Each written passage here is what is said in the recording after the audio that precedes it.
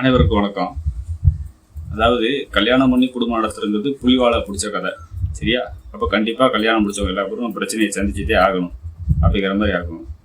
காதலிச்சு கல்யாணம் பண்ணுறது அப்படிங்கிறது கரடியோட குடும்பம் நடத்துறதுக்கு சமம். புலியாது ஒரு கோபத்தில் பசியில் வேட்டையாடி கொல்லக்கூடியது அப்படின்னு எடுத்துக்கலாம். கரடி கொள்ளுதோ கொள்ளலையோ நம்மளை வச்சு செஞ்சிடும். அதாவது கதற குதறி போட்டுரும்னு அர்த்தம். காதலிக்கும் போது அது கரடியின் கண்ணுக்கு தெரியாது, சரியா? கல்யாணம் பண்ணதுக்கு அப்புறம் தான் சுயரூபத்தை பார்க்க முடியும் அப்படிங்கிற மாதிரி எடுத்துக்கலாம். இப்போ மொத்தத்தில் ஒரு மனுஷன் ஒரு இன்னொரு, அதாவது என்ன சொல்கிறது, ஒரு ஆண் ஒரு பெண்ணை தான் திருமணம் பண்ணி குடும்பம் நடத்துகிறானா, இல்லை ஒரு பெண் ஒரு ஆணைத்தான் திருமணம் பண்ணி குடும்பம் நடத்துகிறானா அப்படிங்கிறது திருமணத்துக்கு அப்புறம் தான் தெரியும். மொத்தத்தில் மனிதனோட குடும்பம் நடத்த போகிறது இல்லை, மிருகத்தோட தான் குடும்பம் நடத்த போகிறோம் அப்படிங்கிறது அர்த்தம். இது ஏன் இப்படி சொல்கிறேன்னா, ஒவ்வொருத்தரும் தான் பிறந்த லக்னத்துக்கு 7 அதிபதி பகை கிரகமாக தான் வரும். சோதனை பண்ணி பார்த்தீங்கன்னா தெரியும். நீங்கள் எந்த லக்னத்தில் பிறந்திருக்கீங்களோ அந்த லக்னத்துக்கு 7ஆம் இடத்து அதிபதி பகை கிரகமாக தான் வரும். அப்படித்தான் காலப்புற சுற்றத்துவம் அமைஞ்சிருக்கு. அப்போ தனக்கு வரக்கூடிய துணை முற்றிலும் கருத்து வேறுபாடு உள்ளவங்க தான் அப்படிங்கிறது இயற்கையாகவே விதிக்கப்பட்ட விதி. சரி, அப்படி அமைஞ்சிருந்தும் நம்முடைய வாழ்க்கை நல்லபடியாக இருக்குமா, தனக்கு வரக்கூடிய துணை நம்மளை அட்ஜஸ்ட் பண்ணி போகக்கூடியவங்களாக இருப்பாங்களா அப்படிங்கிறது ஜோதிட ரீதியாகவும் தெரிஞ்சுக்கணும் இல்லையா? இப்போ இதுக்கு ஒரு 2 பாயிண்ட் சொல்லலாம். இப்போ லக்னாதிபதி அப்படிங்கிறது சொல்லக்கூடியவர் ஸ்ட்ராங்காக இருக்கிறாரு, 7 அதிபதி வீக்காக இருக்கிறாரு அப்படின்னு வச்சுக்குவோம். வீக்குனா அஸ்தங்கமாகிறது, வக்ரமாகிறது, நீசமாகிறது நான் சொல்லலை. லக்னத்துக்கு மறைவிடம் சொல்லக்கூடிய 3, 6, 8, 12ஆம் இடத்துல மறைஞ்சிருக்கிறாருன்னா வீக்காக இருக்கிறாருன்னு அர்த்தம். அப்போ லக்னாதிபதி ஸ்ட்ராங்காக இருக்கிறாருன்னா நீங்கள் ஆணாக இருந்தாலும் சரி பெண்ணாக இருந்தாலும் சரி நீங்கள் ஸ்ட்ராங்காக இருக்கிறீங்க. உங்களுக்கு வரக்கூடிய துணை உங்களை ஒரு நாள் இல்லை ஒரு நாள் உங்கள்கிட்ட அட்ஜஸ்ட் பண்ணி தான் போயாகும், வேறு வழி இல்லை. உங்களுடைய குணம் அவ்வளோதான் அப்படின்னு தெரிஞ்சு அவங்களுக்கு அது பழகி போயிடும். ஆனால் 7 அதிபதி ஆட்சி உச்சம் பெற்று வலுவாக இருக்கிறாங்க, ஸ்ட்ராங்காக இருக்கிறாங்க, லக்னாதிபதி வீக் ஆகிட்டாரு அப்படின்னா நீங்கள் வீக்காக இருக்கீங்கன்னு அர்த்தம். உங்களுக்கு வரக்கூடிய துணை அது ஆணாக இருந்தாலும் சரி பெண்ணாக இருந்தாலும் சரி அவங்க ரொம்ப ஸ்ட்ராங்காக பிடிவாத குணத்தோடு இருப்பாங்க. அவங்க நினச்ச காரியத்தை சாதிப்பாங்க. அவங்க நினச்சதே நடக்க போகுது, வேறு வழியே கிடையாதுங்கிறத புரிஞ்சுக்கலாம்.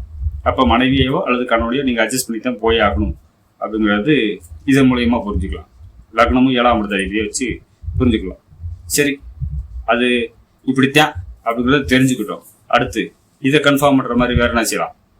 குடும்பஸ்தானாதிபதினு சொல்லக்கூடிய 2 அதிபதி இருக்கார் இல்லையா, அவர் இதே மாதிரி 3, 6, 8, 12ஆம் இடத்த அதிபதிகளோட சம்பந்தமோ சேர்க்கையோ சாரமோ இந்த மாதிரி வாங்கி சம்மந்தப்படுறாரு. யாரு? குடும்பஸ்தானாதிபதி அப்படின்னு வச்சுக்கோங்க. இதில் 3 பலனை கூட ஓரளவுக்கு விட்டுலாம். 3 பலனுங்கிறது பிரயாணம், தொழிலுக்காகவோ வேறு எதுக்காகவோ வெளியில் போகிறாங்க, வெளியூர் போகிறாங்க, வெளி மாநிலம் போகிறாங்க, வெளிநாடு போகிறாங்கன்னு சில காலம் பிரிஞ்சிருப்பாங்க. அதனால் ஓரளவுக்கு அட்ஜஸ்ட் பண்ணி குடும்பத்தை ஓட்டிடுவாங்க. குடும்ப பிரிவினை நோக்கி வரைக்கும் போகாது 3ஆம் இடத்த அதிபதியோ 12ஆம் இடத்த அதிபதியோ சம்மந்தப்பட்டார். ஆனால் 6 அதிபதி 8 அதிபதிங்கிறது ரொம்ப பொல்லாது. 2 அதிபதி 6 அதிபதினு சொல்லக்கூடிய அல்லது 8 அதிபதினு சொல்லக்கூடியவரோட சேர்க்கை, சாரம் வாங்குறது, பார்வை இருக்கிறது, பரிவர்த்தனை ஆகிறது, இதெல்லாம் இருந்தால் உங்கள் குடும்பத்தில் கண்டிப்பாக பிரச்சனை ஒரு நாள் இல்லை ஒரு நாள் பூகம்பம் போல வெடிக்கும் அப்படிங்கிறது உறுதியாக சொல்லலாம், ஸ்ட்ராங்காக சொல்லலாம். அதுக்குரிய தசாபுத்தி வரும்போது ஒரு மோசமான தசை வருது, பாதகாதிபதி தசை வருது, அல்லது இந்த 6 அதிபதி தசை வருது, 8 அதிபதி தசை வருது அப்படின்னே வச்சுக்குவோம். அப்போ ஏற்கனவே 2 அதிபதி லக்னத்துக்கு 2ஆம் இடம்னு சொல்லக்கூடிய 2 அதிபதி இந்த 6 அதிபதி 8 அதிபதி சாரம் சேர்க்கை பார்வை வாங்கிறத கண்டிப்பாக அந்த திசையில் பாதகாதிபதி திசையில் பிரச்சனை வருதுங்கிறத புரிஞ்சுக்கிற மாதிரி தான் இந்த காலப்புற தத்துவம் சொல்லக்கூடிய இயற்கையாகவே அப்படி அமைஞ்சிருக்கு.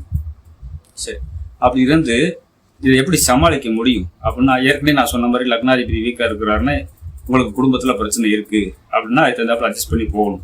இதுக்கு தான் 2 அதிபதி வீக்காக இருக்கவங்க எல்லாரும் கல்யாணமே பண்ணாதீங்கடான்னு சொன்னால் எவன் கேட்க போகிறேன்? அதை எப்படி நீ பார்க்காத நான் பார்க்க வேணாமா அப்படிங்கிற ஒரு கேள்வி வரும். நான் என்னோட உலக விஷயத்தையாட பார்த்துட்டு வந்தேன். ஏற்கனவே அனுபவத்தை சொல்கிறேன். அந்த பக்கம் அக்கா தங்கச்சி அடிச்சுக்கிட்டு இருக்காங்க, இங்கிட்ட அண்ணன் தம்பி குத்திக்கிட்டு இருக்கிறாங்க. கல்யாணம் பண்ண வேண்டாம்டா, கொஞ்சம் லேட்டாக பண்ணணும்னா கேட்க மாட்டேறேன். கல்யாணம் பண்ணிட்டு ஐயோ பார்த்தானே ஒரு 2 வாரம் 3 வாரம் கூட தாங்க மாட்டேங்கிறாங்க. Panchayat, police station, court, case வரைக்கும் போயிட்டு இருக்கிறாங்க. இப்போ 2 அதிபதி எந்த அளவுக்கு வீக்காக இருக்கிறாங்களோ அந்த அளவுக்கு தாமதமாக கல்யாணம் பண்ணுறது நல்லது. வீக்குனா 2 அதிபதி இந்த 6 அதிபதி 8 அதிபதியோட சாரம் வாங்குறது, 6ஆம் இடம் 8ஆம் இடத்துல இருக்கிறது, 6, 8 அதிபதி பார்வை பரிவர்த்தனை இதெல்லாம் வைக்கிறத 2ஆம் இடத்த அதிபதியை வச்சு நான் சொல்கிறேன். அப்படி இருக்கிறவங்க கொஞ்சம் காலதாமதமாக திருமணம் பண்ணிக்கிறது நல்லது. இயற்கையாகவே காலதாமதமாக அமைஞ்சிட்டால் நல்லது. இப்போ ஆணுக்கு 35 வயசுக்கு மேலே, பெண்ணுக்கு 29 வயசுக்கு மேலே அப்படின்னு இயற்கையாக திருமணம் அமைஞ்சிருச்சுன்னா பிரச்சனை இல்லை. ஒரு மெச்சூரிட்டி வந்துடும். புரிஞ்சுக்கிறக்கூடியது. அட்ஜஸ்ட் பண்ணி போகணும் அப்படிங்கிறது புரிஞ்சுக்குவாங்க. ஆனால் கொஞ்ச வயசுல கல்யாணத்தை முடிச்சுட்டு யாரு நான் சொல்ற மாதிரி 2 கதிபதி இந்த 6, 8 கதிபதியுடைய சாரத்தையும் சேர்க்கையை வாங்கியிருக்கிறவங்க சீக்கிரமாக கல்யாணத்தை முடிச்சுட்டா அது கண்டிப்பான முறையில் குடும்பத்தில் பிரச்சனை அப்படிங்கிறத புரிஞ்சுக்கிறதுக்காக தான் இந்த கரடியையும் இந்த புலியையும் வச்சு பேசியிருக்கணும் வழிய யாரையும் மனசை கஷ்டப்படுத்தணும் காயப்படுத்தணுங்கிறதுக்காக சொல்லலை. மொத்தத்தில்ங்கிறது குடும்பங்கிறது பிரச்சனை தான். சண்டையில கிளியாத சட்டைங்கிறதுங்கிற மாதிரி போயிட்டு இருக்கு. அப்போ குடும்பங்கிறது பிரச்சனை தான். அதுல 2 கதிபதி எந்த அளவுக்கு அடி வாங்கியிருக்கிறாரு, வீக்கா இருக்கிறாரு, பிரச்சனையா இருக்கிறாரு அப்படிங்கிறத வச்சு நம்ம குடும்பம் நடத்துறது புலியா கரடியா அப்படிங்கிறத தெரிஞ்சுக்கலாம் அப்படிங்கிறதுக்காக தான் இந்த வீடியோ நான் ரெடி பண்ணியிருக்கிறேன். அப்ப 2 கதிபதி எந்த அளவுக்கு இருக்கிறாருன்னு வச்சு நீங்க காலதாமதமா திருமணம் பண்ணிக்கலாமா அல்லது சீக்கிரமாவே திருமணம் பண்ணிக்கிட்டாலும் ஒரு வேலை விஷயமாக இடமாற்றத்தை நோக்கி நவண்டுக்கலாமா, அந்த மோசமான தசாபுத்தி கடக்கிற வரைக்கும் அப்படிங்கிறத டிசைட் பண்ணக்கூடியது நம்ம கையில தான் இருக்குது. இதுக்காக தான் நம்ம ஜோதிடம் பார்க்கிறோம்.